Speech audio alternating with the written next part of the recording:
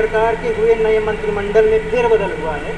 उसमें लगभग 25 से ज़्यादा ओबीसी और 15 के करीब SC/ST मंत्रियों को अपने कैबिनेट में जगह दी गई है, जबकि 2015 में 314 ओबीसी IAS को फाइनल रिजल्ट मिलने के बाद भी उनको निकाल दिया गया और 2014 से 2021 तक ओबीसी को करोड़ों नौकरियों से वंचित कर दिया गया। इसको आप जो नया मंत्रिमंडल बनाया गया है, ओबीसी को लॉलीपॉप दिया गया है, इस पर आप क्या कहना चाहते हैं?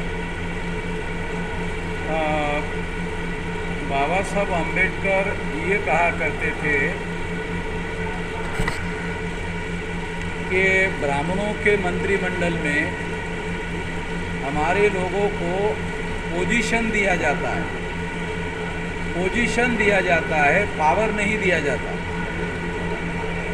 ब्राह्मणों के मंत्रिमंडल में, ब्राह्मणों की सरकार में, क्योंकि बीजेपी ब्राह्मणों की पार्टी है, कांग्रेस ब्राह्मणों की पार्टी है, इनके पार्टी की सरकार में हमारे लोगों को पोजीशन दिया जाता है, पावर नहीं। अब बहुत सारे मंत्री बनाए, मैं इन मंत्रियों को छोटा काम करने के लिए बोलता हूँ कि ये लोग इकट्ठा होकर ओबीसी की जातीय आधारित गिनती करवा दें। अगर ये करवा सके तो मैं मानूंगा कि इनके पास कोई पावर है, नहीं तो इनको भी पोजीशन दिया गया है। और पोजीशन इसलिए दिया जाता है ताकि इनकी संख्या में वोट ज़्यादा है, तो उत्तर प्रदेश के चुनाव में लोग उनको वोट दे, इसके लिए ये सारा खेल किया गया है। सर, दूसरा सवाल है कि प्रेस की आज़ादी को छीनने के लिए केंद्र सरकार पत्रकारों को जेल में डालने और उन्हें डराने धमकाने, यहाँ तक कि पत्रकारों की हत्या और गायब होने की भी खबरें सामने आती रही। और अभी हाल ही में एक रिपोर्ट आई है कि प्रेस की आज़ादी नियंत्रित करने वाले 37 राष्ट्राध्यक्षों में नरेंद्र मोदी का भी नाम शामिल हुआ है। इस पर आपके क्या विचार हैं? भारतीय जनता पार्टी की सरकार अभिव्यक्ति की आज़ादी की कभी भी समर्थक नहीं रही है। संविधान का आर्टिकल 19 के वो लोग हमेशा विरोध करते रहे हैं। और जो लोग अपने हक अधिकार की बात करते हैं उनके खिलाफ राष्ट्रद्रोह का मुकदमा करते हैं। हमारे खिलाफ भी राष्ट्रद्रोह का मुकदमा किया था, तो हम डरते नहीं हैं, तो हमने मुकाबला किया और वो FIR आगे तक नहीं बढ़ा पाए, हमें नोटिस तक नहीं दे पाए, क्योंकि लड़ना पड़ेगा। तो हम लड़ रहे हैं और लड़ने के साथ साथ इनको चुनाव में परास्त करने के रणनीति पर भी काम होना चाहिए। Sir, the times of India में एक लेख छपा है उसमें, जिसमें कहा गया है कि ब्राह्मण पुरुष विदेशी है, महिलाएं नहीं है। इस पर आप क्या कहेंगे? ब्राह्मण पुरुष ही विदेशी है और महिलाएं नहीं है। ये तो DNA का माइटोकॉन्ड्रियल DNA जो है, उस माइटोकॉन्ड्रियल DNA ने महिलाओं को भारतीय घोषित किया। SC/ST OBC की महिलाएं और ब्राह्मणों के घरों की जो महिलाएं हैं उनका DNA एक है।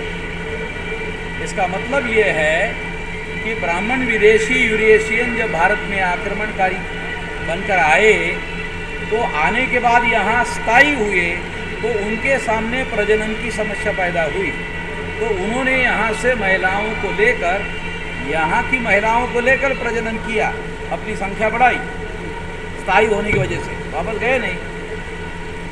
इस वजह से उन महिलाओं का DNA ये भारतीय निकला,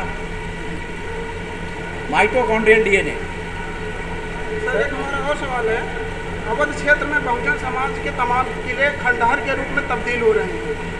इस पर अभी तक किसी भी व्यक्ति का जो है ध्यान नहीं गया है। इस पर आप क्या कहेंगे? बहुत सारे खंडहर के रूप में तब्दील हो गए हैं। हम लोग आने वाले समय में उन खंडहरों को संरक्षित किया जाए और पुरातत्व विभाग जो है उनकी देखरेख करे, इसके लिए आंदोलन चलाएंगे।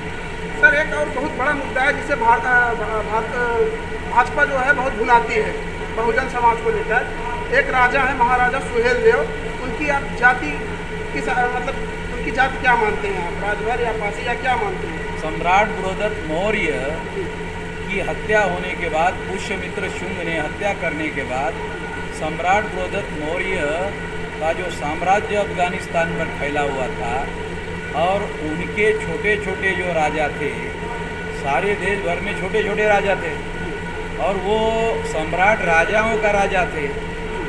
जब सम्राट बृहदत्त मौर्य की हत्या हुई तो ये छोटे छोटे राजा जो है आज़ाद हो गए। तो सम्राट बृहदत्त मौर्य जो था ये नाग था और सुहेल देव जो है ये भी नाग है। तो राजभर भी नाग है, ये पुरातत्व से प्रमाणित हुआ, और पासी भी नाग है। और मैं महाराष्ट्र का बाबा साहब अम्बेडकर की जाति का हूँ, ये भी हमारा डॉक्यूमेंट्री भी है कि हम भी नाग लोग।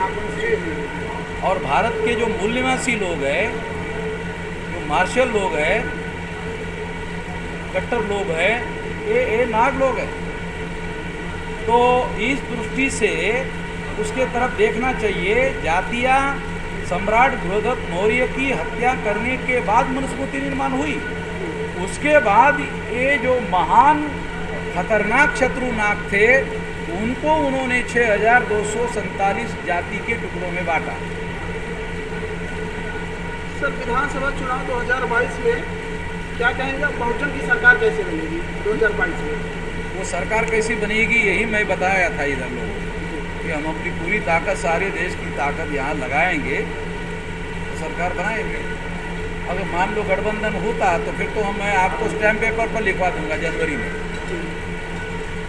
सर, ये मोहन भागवत के द्वारा भी एक बयान दिया गया कि किसी का भी डीएनए विदेशी नहीं है, सभी लोगों का भारतीय डीएनए है। और 2022 का चुनाव भी आने वाला है और बीजेपी के कई नेताओं द्वारा हिंदू और मुसलमान का तुष्टीकरण करने की पूरी कोशिश की जा रही है। इस पर आप क्या कहेंगे?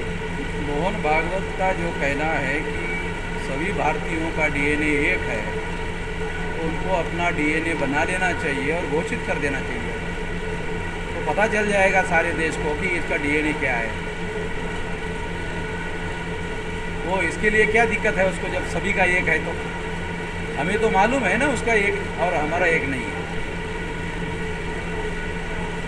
अभी चौबे का नाम सुना? ये वाराणसी में बनारस हिंदू विश्वविद्यालय में चौबे नाम का एक प्रोफेसर है, प्रोफेसर विलास करात की, उसको टेलीफोन पर बात हुई तो चौबे बोल रहा था कि मेरा भी डीएनए भारतीय है। तो चौबे को प्रोफेसर विलास करात ने पूछा कि आपका डीएनए का नंबर क्या है, तो उसने नंबर बताया। तो विलास खरात ने कहा ये नंबर तो विदेशी लोगों का है। तो हंसने लगा चौबे। तो ये ऐसा विलास खरात ने जवाब दिया कि चौबे जो है डूबे हो गया, चौबे जो है डूबे हो गया। और कोई सवाल है? अभी एक यतेंद्रनाथ गिरी भी संविधान, नए संसद भवन में नया संविधान लागू है, ऐसा उन्होंने बयान दिया। उस बयान के पीछे का रणनीति क्या था? देखो, बहुत सारे जो इनके फटीचर बाबा लोग हैं ना, ये फटीचर बाबा को कुत्ते पूछते नहीं।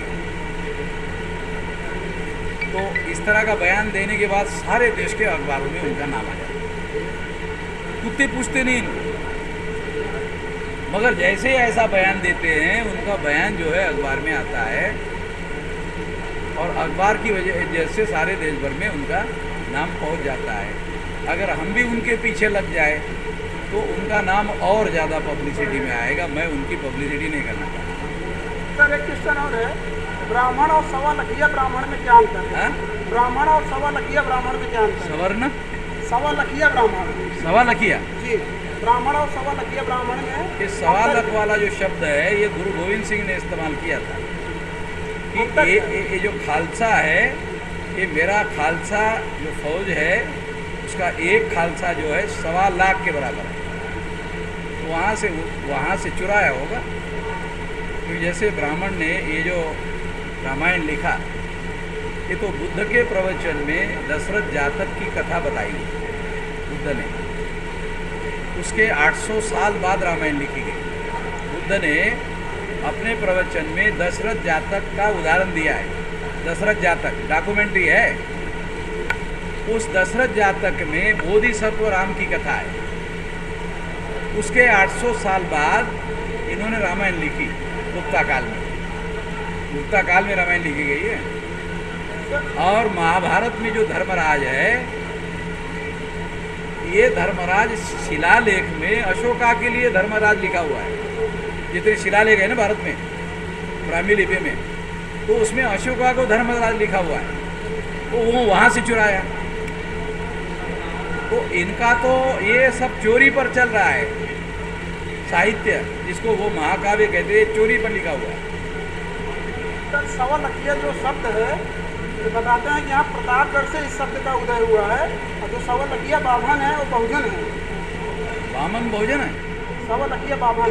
हाँ, बाभन जो है बहुजन है, ऐसा आप कहते हैं? सर वो बनाए गए हैं। जो सवा लखिया ब्राह्मण थे वो बहुजन को कन्वर्ट किया गया है। ऐसा है। प्रतापगढ़ में चलो बताया ठीक है, जाता है। ऐसा कोई इतिहास है, डॉक्यूमेंट्री इतिहास है, वो ले आओ, क्योंकि ये क्वेश्चन आंसर में ये बात